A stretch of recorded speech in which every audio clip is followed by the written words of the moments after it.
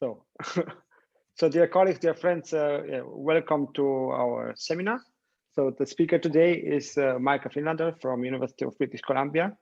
So Michael is now the director of the UBC Institute of Applied Mathematics. Okay, he was member of the editorial board of many science journals, and he's now area editor for continuous optimization of MOR. So Michael is working on theoretical and also applied topics. So his talk will have this flavor, I would bet, with the focus more on some theoretical results related to convex analysis, convex optimization. So Michael, thank you for accepting our invitation. Okay, the stage is yours.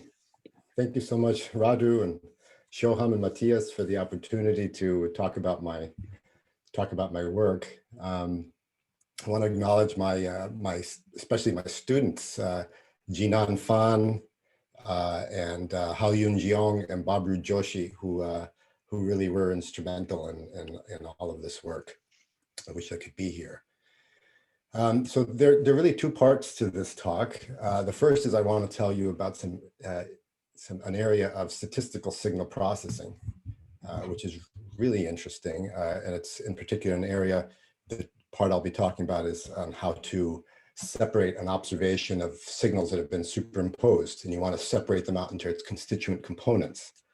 But really my real agenda is to tell you about some beautiful convex geometry, which I find very intuitive, and surprisingly, it lends as we find over and over again, convex geometry lends itself astonishingly well for computation.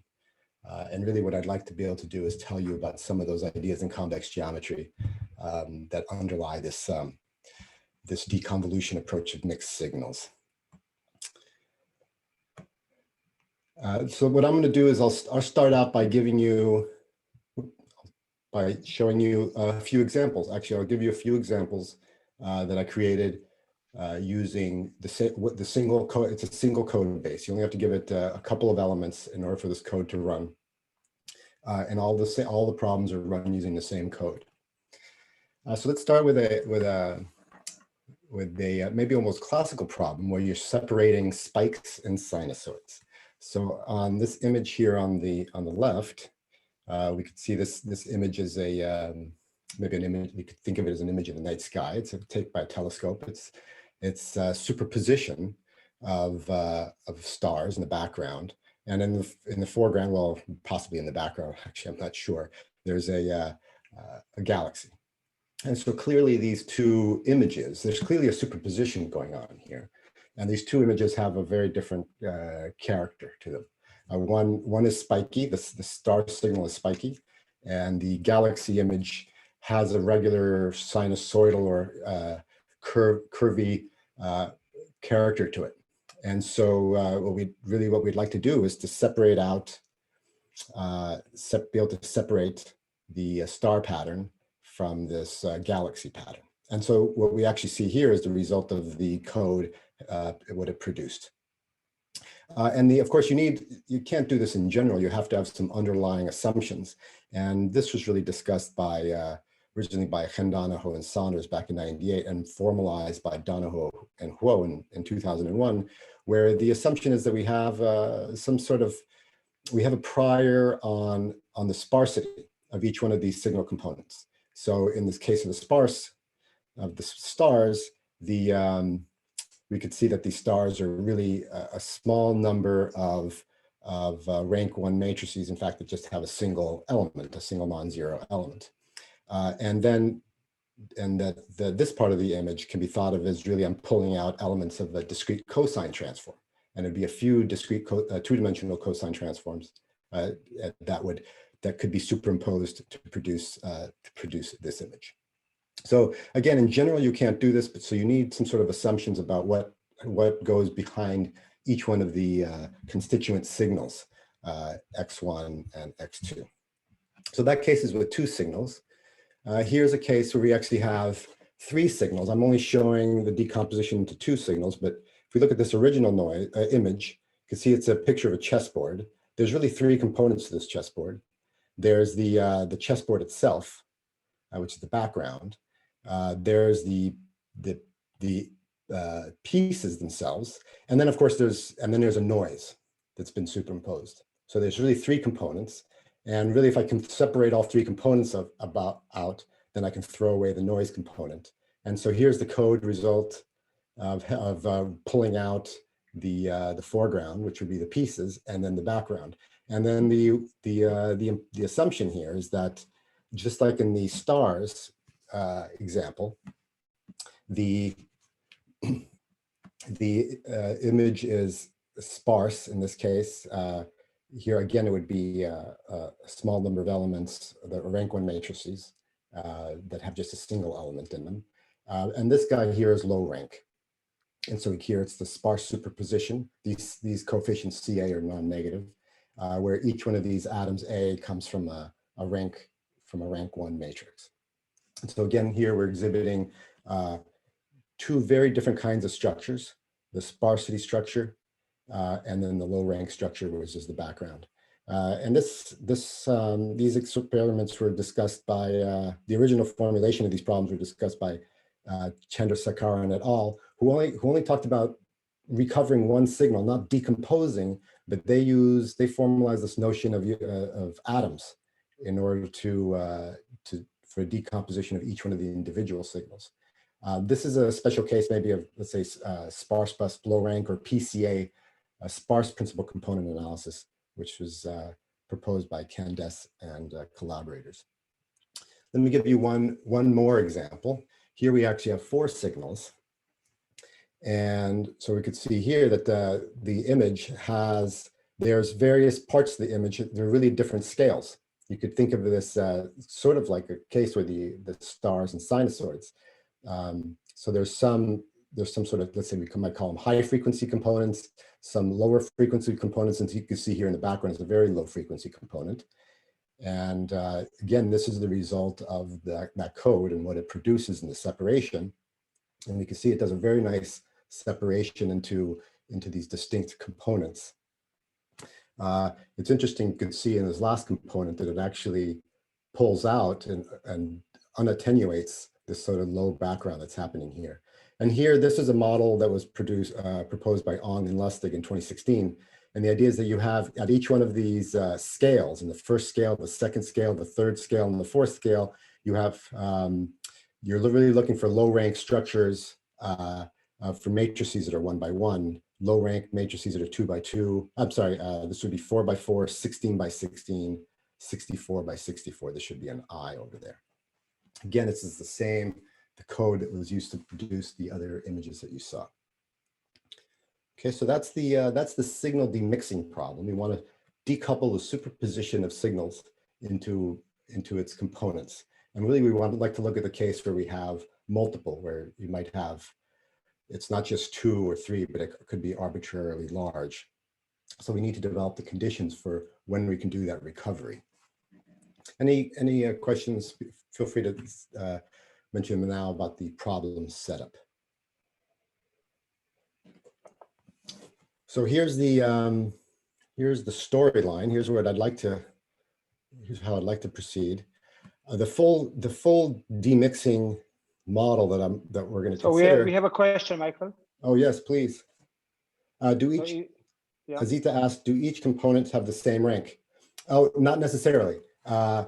So thank you, Azita. So Azita asked if each one of the, I think I understand, if each one of the components in X1 had the same rank, or X2 had the same rank, or an X3. And it could have a maximum rank because, of course, in this guy, at this level, where I is equal to 1, they're just single scalars. But these are low, you're asking for matrices or rank 1 outer products that are of this size. So you might have to, each one of these Xi's might be the superposition of multiple elements, multiple atoms from this set. So it may not necessarily be rank 1. It could be just necessarily, it could be just low rank within that scale. Does that answer your question, Azita? Yes, thank you very much. Okay, so this is the general model. Here's each one of the constituent signals. You have k of them, and in general, we don't observe these. We don't necessarily even observe the superposition, the sum directly. We observe them through some sort of measurement operator, which may be wide, so it would be underdetermined. So that would be, we're essentially doing compression or compressed sensing, and then you possibly have noise. And so B is the signal that you're observing. Now this model follows from McCoy and Trop in a series of papers. And actually the analysis that will follow, the line of analysis that uses the statistical dimension of cones really follows from McCoy and Trop. And our innovation is to tie this together with ideas from infemal convolution. And so really I'd like the other part of this is to tell you about something called polar convolution, which is a kind of infemal convolution where we can create new functions. In this case, so here, new functions as a direct sum of the level sets of individual functions. So if we have the level set for some function that helps us represent x1 and some level set for the function that helps us represent x2, we want to be able to construct a function for that sum, and of course, in that really come down to a kind of a polar convolution operation. And one aspect that I find really neat is that how all of this plays together with conditional gradient method, that the geometry and the convex geometry of all of this plays really nicely with conditional gradient for coming up with an efficient algorithm. Okay, so here's the signal demixing model. Here's our observations. Here's the measurement operator, which could think of it as a wide linear operator. So the ambient dimension of the aggregate or of the superposition that we observe is measured in a compressive way. And here's the noise. And the underlying assumption, the sparsity assumption, really comes down to saying that each one of the constituent signals, that whenever you see a sharp sign, I'm really talking about the true underlying signal, is in the conic hull of this atomic set.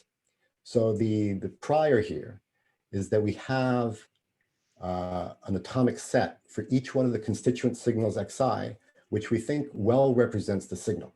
So in other words, an atomic set gives an efficient representation of, let's say, x1, but would not give an efficient representation for x2. And I'll formalize that notion in terms of something called incoherence.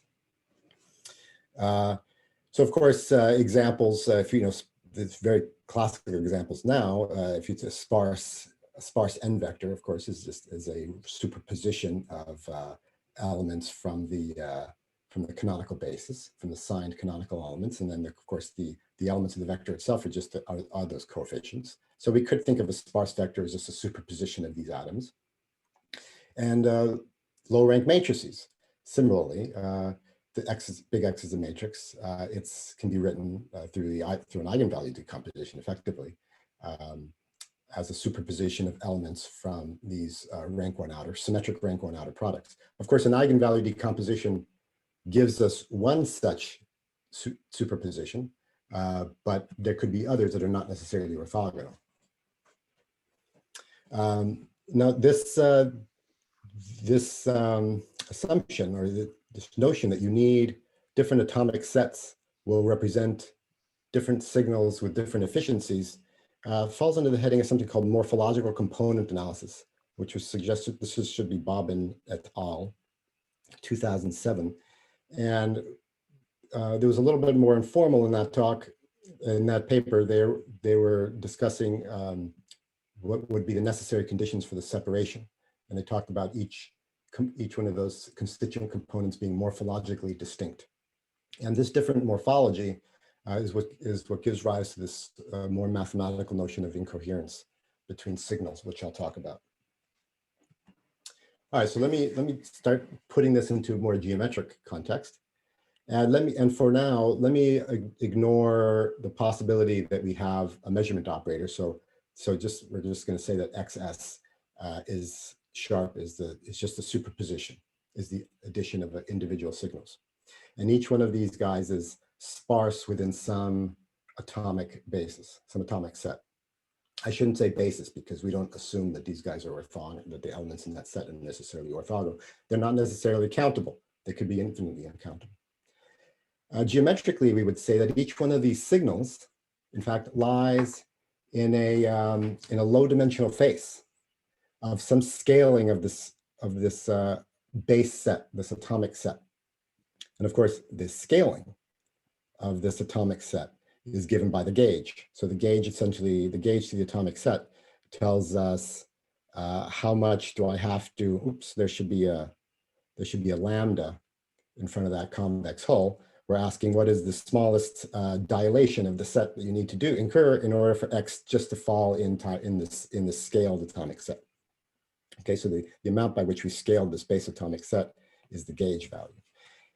And of course, if the components Xi live on a low dimensional face, that translates to a kind of a narrowness of the descent cone, or what we might call the tangent cone. So Di is the tangent cone at Xi sharp with respect to the scaled atomic set. So a low dimensional face of this atomic set, in some sense, comes down to some sort of narrowness of that descent cone.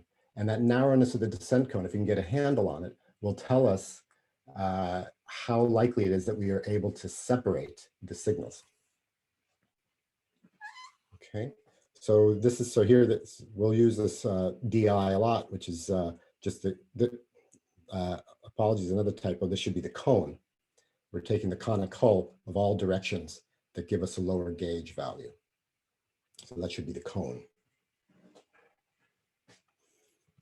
Okay, so how does this play with polar convolution?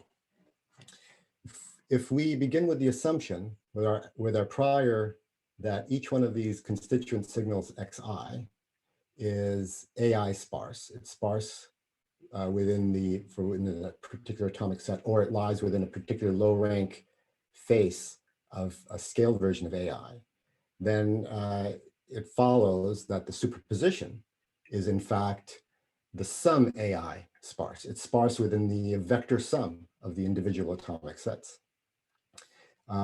So and in fact, then we want to then consider this. This becomes our superposed atomic set, and in fact, then if we look at the gauge, if we look at the gauge to that sum of atomic sets, in fact, is given by this convolution. This is a max convolution. And normally, an infemal convolution, we would see the infimum of the sums of the individual gauges. But here we are taking the infimum over the max. And here we could see that we insist that each one of these Xi's has to add up to the XS sharp. Now this form of infemal convolution was actually just stated very briefly in Rockefeller, just as an example of a convexity preserving operation. And it was Alberto Seeger who looked at it in a more general case where these individual functions were just proper convex functions. And he coined the term level addition because the level set of the convolution is the direct sum of the levels of the individual level sets, assuming that you have exactness. With my student Macedo and Ting K Pong at Hong Kong Polytech, we specialize this to gauges, and they have some very nice properties, and that's where we coined the term polar convolution. So if we look at this optimization problem that underlies the infemal convolution is very interesting. You could see that it gives us a condition, a sort of a natural condition for which we can exactly recover for where X1 sharp and X2 sharp. I'm just going to assume that I have two components here, is the unique solution to this problem. So the one way to see this is that I'm going to take each one of these descent cones for each one of these individual components, and then I'll shift them, of course, because what I actually observe is the sum, X1 sharp plus X2 sharp. So I've just moved these cones over, I translated them. And we could see that that this point is optimal for P if and only if these descent cones don't only share the origin in their intersection, or the negative descent cones, right? Negative descent cones, because if we move on x1 sharp, we have to move in the opposite direction on x2 sharp. Okay, so this is a key optimality condition, and what's interesting is that this optimality condition is necessary and sufficient for x1 sharp and x2 sharp to be the unique solution, to be a solution, which is not necessarily the case if you use the sum convolution, where these gauges would sum to each other. Now, of course, we're interested in, well, of course, the question is, how do you guarantee such a condition? Right, the data is given to us. How do we guarantee that condition? And the second question that we need to face is, how do we account for possible noise? Because there would be a noise term here.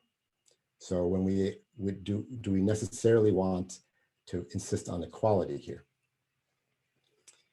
So what we'll do is move to the a noisy demixing model.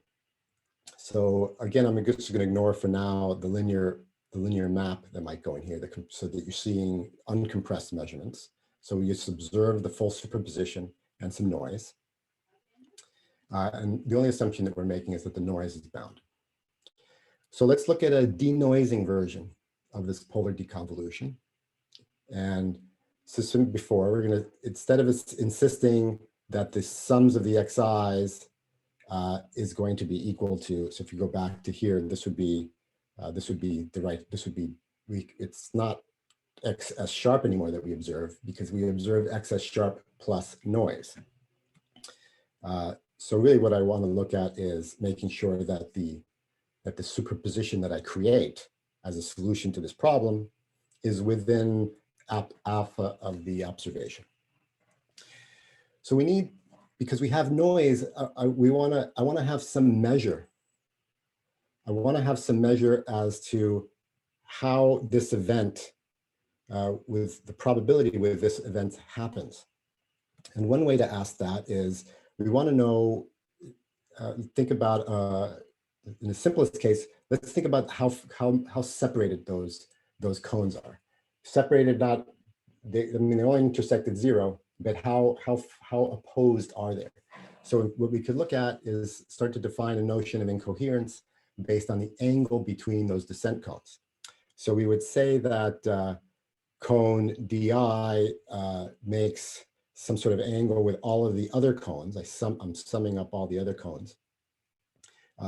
So if we could say that the cosine of that angle is less than 1 minus beta, then we would say that the signals within their representations AI are beta incoherent. So if beta is equal to 1, then they're completely opposed to each other. They make and if beta equals 0, then they possibly touch.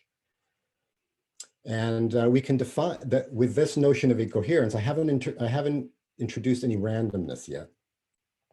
I'm just going to say, suppose all of the descent cones are beta incoherent. We can essentially come up with an error bound for the solution of this problem. And the error bound would tell us that the solutions of this deconvolution process, right? Because we're not just evaluating this function that would give us the gauge. We want the elements themselves. We could say that the error between the solutions that we get and the solutions that we're after are all bounded by alpha over square root of b. So now we have a handle on how much on how close I can expect the deconvolution process to be to the true solution when I have this angle between the cones. So the problem so far is that, of course, the signals are given to me. I can't choose what the incoherence is between these descent cones. So what we'll do is introduce here's where we follow McCoy and Trop closely and look at the random rotation model. So we essentially want to we want to get a handle on on the effect of the signal complexity. So one thing which would be really related to the sparsity of each one of the individual components, or in other words, the narrowness of the descent cones, and homogenize everything else away.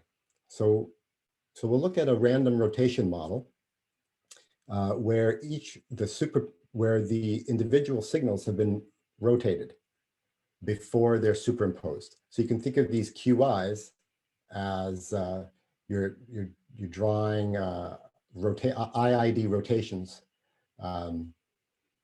and you're spinning around these signals before you measure them. Now, from an engineering point of view, depending on the application, you might actually be able to engineer this. If you have a bunch of devices that are communicating over a single channel, each of the devices could apply a random rotation before it sends the signal and mixes it over a channel. So there would be one situation where you could actually engineer this random rotation. But as we'll see as we saw in the numerical results, some signals are naturally incoherent in this sense. So we may not need to introduce this random rotation. So here's what we can show is that if we do this random rotation, if we take these descent cones, and when we apply the random rotation, you could think about this as like a pinwheel, and we flick each one of these descent cones and it spins around randomly, it rotates randomly. And then we ask the question, once we have applied the rotation to D1 and we've applied the rotation to D2, what is the angle that we're left with between the descent cones? And we can answer that question in terms of with a high probability result. That the descent cones, after we've rotated the signals and after we've rotated the corresponding atomic sets, because the frames of reference also have to rotate, that they're going to be beta incoherent with high probability with this particular beta. So high probability is in terms of the ambient dimension. So what matters here? N is the ambient dimension, and delta is the total conic width. Right? So it's a measure of the total signal complexity. So delta is the sum of the statistical dimensions of each one of the descent cones. What's the statistical dimension? This is a really interesting object that comes from integral geometry, integral convex geometry, and then it's the statistical dimension of a cone, not just a descent cone, but any cone, is the expectation of the norm of the projection of a all the normal vectors on the cone. Or using the Moreau decomposition, in fact, it's the expectation, this should be over G, of the distance squared to the polar.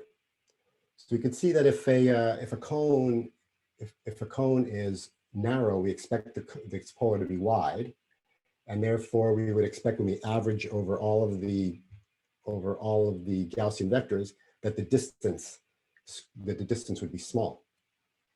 And so I think that gives you some intuition about what this object means. So it's a way of summarizing the complexity of each one of the signals. So now we have so under this random rotation, we know what kind of incoherence we would expect for each one for the signals. All right, so now we can. So well, I guess I'll show you the main result in a bit. But as long as now that we have an incoherence with high probability, if we go back, that would tell us, that would basically help us to translate this error bound into an error bound with high probability.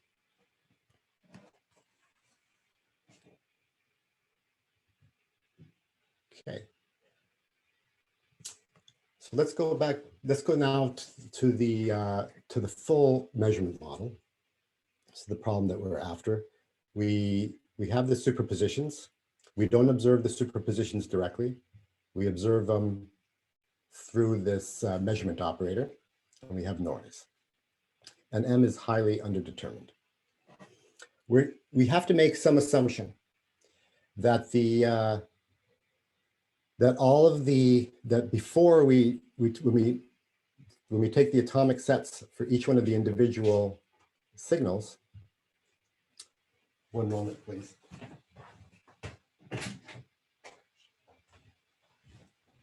When we take the atomic sets for each one of the signals and add them up, that we in fact, we have some handle on the relative signal weights.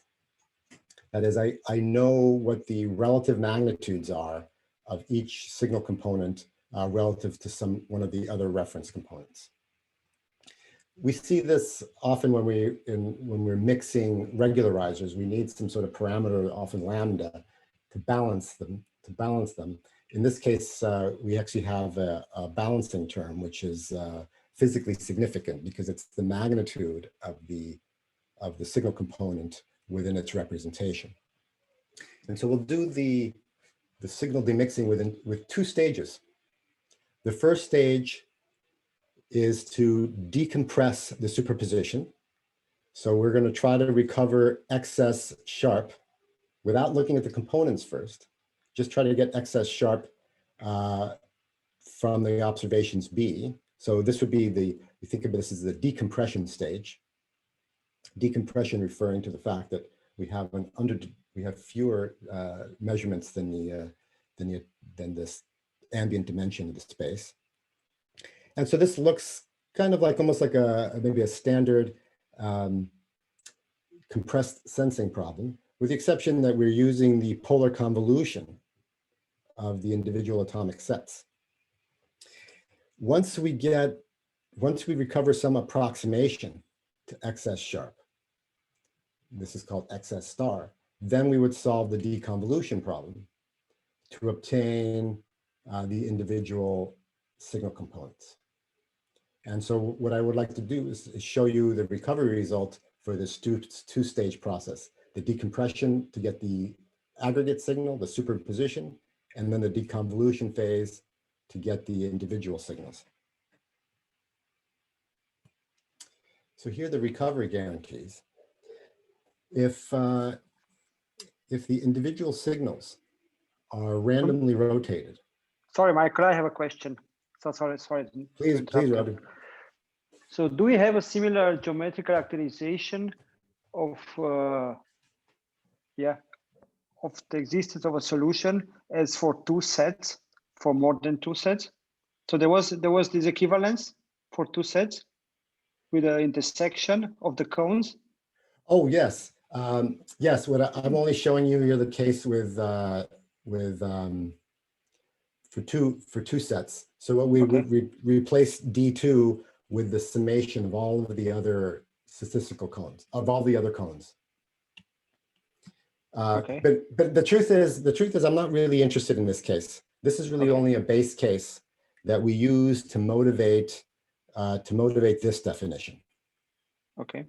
We know we don't want them to intersect. So what I'm going to do is look at the angle between one set DI, one of the descent cones DI, and the summation of all of the other cones. So this is really the crucial condition. Okay. But then I was waiting for a similar characterization for more than two sets as the one on the previous slide. Like, yeah. Oh, I see. Under which conditions you can, yes. I see, recover this. Right, and then we'd replace two with the summation, it would be analogous. This would be DI, and this would be the summation over all of the DI, I not equal to J. And sum over J, I not equal to J. Okay, and then for every I. That's right. And that would be for every I, that's right. Okay. So that would essentially tell us that we don't have a feasible way to go along both of those cones, or if I could have drawn another cone here. Okay, thank you. Thanks for the question, Roger. Okay, so here's the two-step decompression followed by deconvolution. Here's the theorem. If the signals are randomly rotated, so if we follow the Markov-Tropp random rotation model, where we rotate the signals and the corresponding atomic sets. Then we can say that the decompression followed by the deconvolution stages produces with a high probability. So this would be with high probability in the ambient dimension n. That the error between the recovered signals that we get and the true signals are bounded by the noise level. And here we have, this is inverse. And again, this total statistical dimension of all the descent cones appears. So this is telling us, of course, we see that we need a minimum number of measurements in order to have any chance of recovering the signal. We need that the number of measurements that we need to make has to essentially be larger than the total statistical dimension. In other words, the total complexity of all of the signals combined. So let's see if we can verify this experimentally. I mix K signals, K2, 3, 4, 5, 6, and 7 signals. And for each signal, for each set of, so if I have 2 signals, what we do is create, I just need a cheap experiment because phase transition problems are costly to compute. Each point in this phase transition diagram tells us the relative error in recovering the particular signal, which was 5 sparse.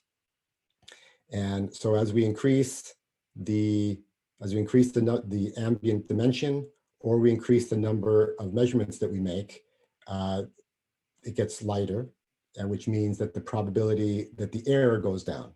This would be the error would go down. And so we could see that we can still recover even up to 7 signals and get very good error, relative error. And here these curves really are verifying this bound here. So this is this red curves tells us the minimum number of measurements that are needed in order to, and anything that violates this would be black, which would mean that we wouldn't, would be dark, which means we wouldn't recover the signal appropriately. And we could see that these curves pretty much, they do track these phase transition diagrams, though they are overly pessimistic. And similarly, the ambient dimension that's required, we could see that they do track the transitions in the phase transition plot. Okay. All right, so now what's the algorithm? What's the algorithm for all of this? The algorithm, when you look at the conditional gradient method, it's almost made to measure for this particular application. Let me just summarize the conditional gradient method for a generic problem. We're just minimizing some function, it's a smooth function, over the convex hull of the sums of individual sets, which reflects the kind of problem that we're looking at. So this is the, let's say, a rough sketch of what the conditional gradient method looks like. You have to compute the negative gradient at each iteration. And then you use the negative gradient to expose an atom within the face. So this is sometimes called the linear minimization oracle. Essentially, you're computing the subdifferential of the support function, the exposing a face on this set here. Then you take you grab some atom in the face, you will join it to a working set, and then the next iteration is somewhere in the convex hull of that expanded set. It could be a totally corrective version where you solve over all of the atoms, which then would be called a simplicial decomposition method, or it could just be a simple line search between the current point and the latest atom that you have. Now, the really crucial aspect of this algorithm makes it useful for us is that we have a decomposition in faces. And this is really just a property of support functions, that the face, when the vector Z exposes a face of the sum of atomic sets, the vector Z is exposing a face of each one of the individual atomic sets. And this is computationally very convenient. We could see it, actually, here's a picture I could illustrate this. We have a vector Z, and we could see here's the hyperplane that supports this exposed face there.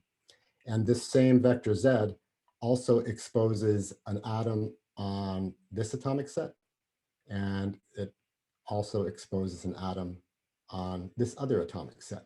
So this single vector doesn't just tell us about exposing a face on the sum, it's also exposing the right faces on each one of the individual atomic sets. That means I don't need to know how to do an exposure or how to expose a face of the sum. I only need to know how to expose a face on each one of the individual components. So this lets us implement a fully dual conditional gradient method that's efficient in terms of space, which is especially important for these applications because these problems get really large very fast. So what I mean by fully dual method is that I never look at the individual components. So here's the problem. I want to minimize the maximum of my gauges. It's polar convolution subject to ax equals b, or m x1 plus x2 is approximately b. I flipped the problem. I'm not going to talk about the level set approach, but I essentially flipped the problem so the objective becomes a least squares error between this, and then I have a single constraint, which is the max of these points. That's the polar convolution. The gradient is now just it's just m adjoint times the residual. I just need to update the residual here. So here's the negative gradient for the least squares objective. For each one of the individual atoms, I just need to find an atom that's exposed in that particular atomic set. And then I can solve a least squares problem. It would be, in general, it'd be a least squares a non-negative least squares problem or bound constraint least squares problem over k variables, because I would normally have x1, x2, x3 up to xk to get the weights. And then I would update my residual.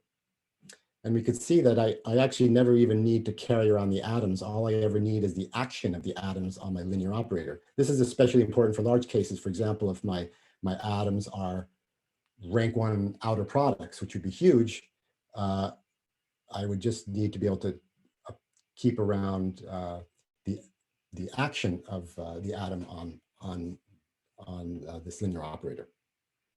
So we could just, so this residual is small, is less, so that the residual here is between alpha.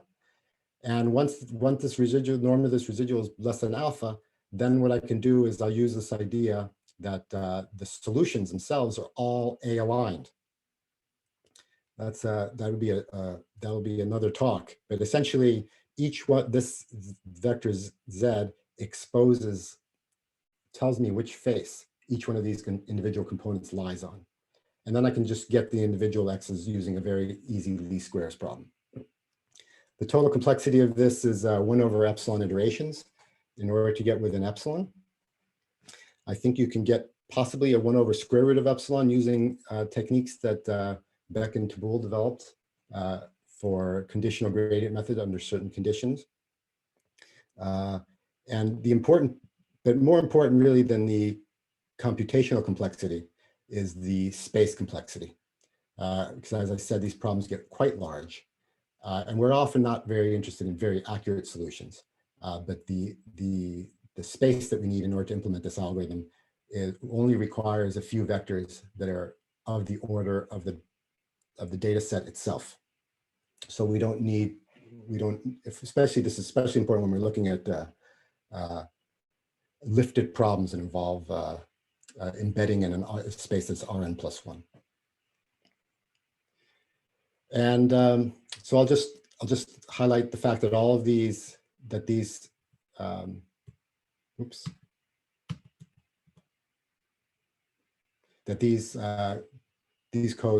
experiments were all run using that same code, and all we need at each one of these iterations is some way to expose vectors, elements of these atomic sets. So in this case, this would just be like a 1 norm ball. This requires just basically a sorting operation, or finding the maximum element of a vector. And here we would need to do a Lanczos type procedure to get a maximum eigenvalue problem. Okay, at this point, I'll just leave you with a list of references. This work for me ties together a lot of aspects of convex analysis that I've been working on for the past maybe 6 or 7 years related to the to polarity and gauge functions and support functions, which I find just a fascinating topic, and showing and thinking of ways of how to use some of these techniques to illuminate problems in statistical signal processing and in machine learning. Thank you very much again to Radu and Shoham and Matthias for the opportunity to speak in this seminar. Thank you so much, everybody, for listening. Thank you, Michael, for a nice talk. Very, very nice results. It's time for questions.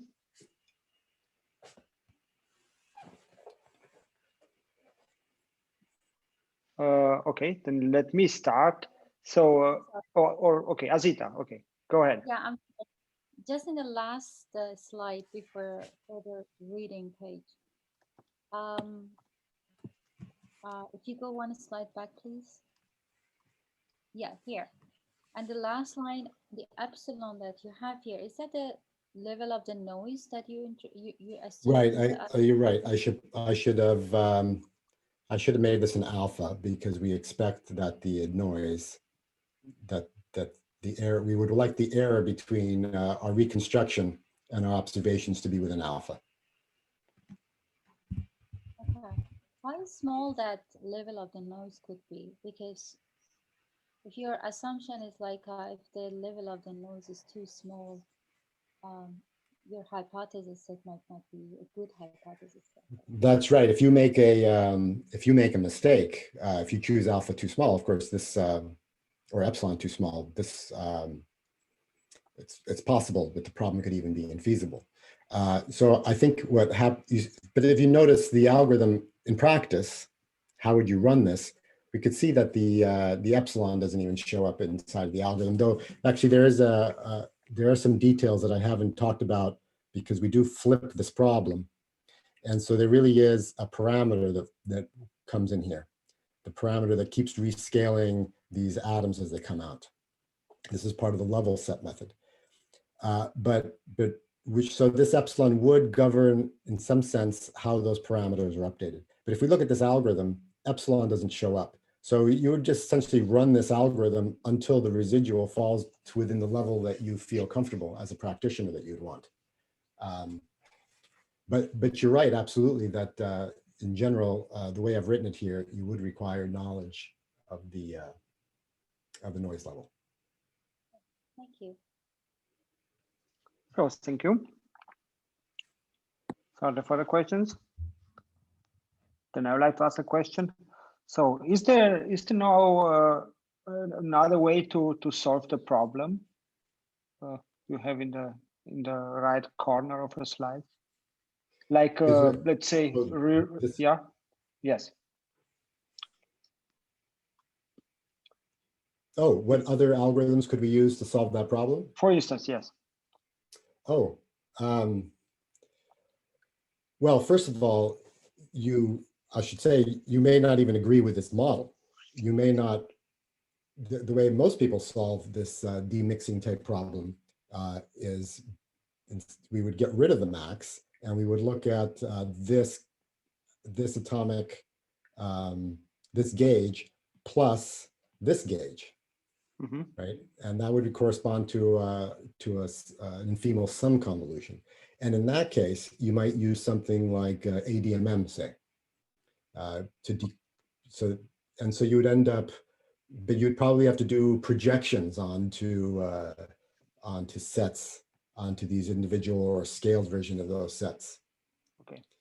The question is, so I have been trying to avoid doing methods that do projections onto some scaled version of those sets. And in fact, the entire motivation, I would say, back in as early as 2012, when I started looking at these sort of max problems, is because I wanted to avoid the projection operation. If one of those atomic sets is a set of, let's say, rank 1 outer products, then projecting a matrix onto some version of that set would require, it's an eigenvalue or a single value decomposition, which I just can't do for large problems. However, doing this expose operation would only require, let's say, a maximum eigenvalue computation within that context.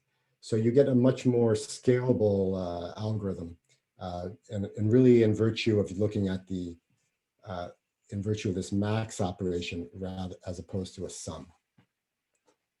Okay, but if we stay at this problem with this min-max formulation, so a technique which is widely used in literature is to rewrite it as a constraint problem, like to say minimize over the t, yeah, and then to have, okay, to get to inequality constraints. Yeah? Oh, the epigraphical formulation. Yeah, indeed. Right. And then there are some schemes, okay, and then there are some formulas for projection on epigraphs. I mean, yeah. That's right, and I know that's a problem that Tim Hoheisel, I think, is very interested in. Okay. Good. So yeah, I do know that there are folks working on that on those. Okay, but so this could be another way to That's a very good point. Look at this problem. Okay, so. And in fact, that's how we derive this this scheme, is by introducing that parameter t and then looking at the max of those 2 points. Okay, good. So then, yeah, we will stop here. Thank you for a nice talk. Thank you for accepting our invitation. I mean, to give a talk at 7:30 in the morning, yeah, it's not something which you are doing on a regular basis, I guess. But so. Yeah. Well, thank you so much for the opportunity. Nice to see a lot of friends and colleagues. So, Michael, we will post the video and the slides on our website. Okay. And yeah. I wish you a nice day and all the best. Thank you. Thank you very much. Bye-bye. Okay. Bye-bye. Bye.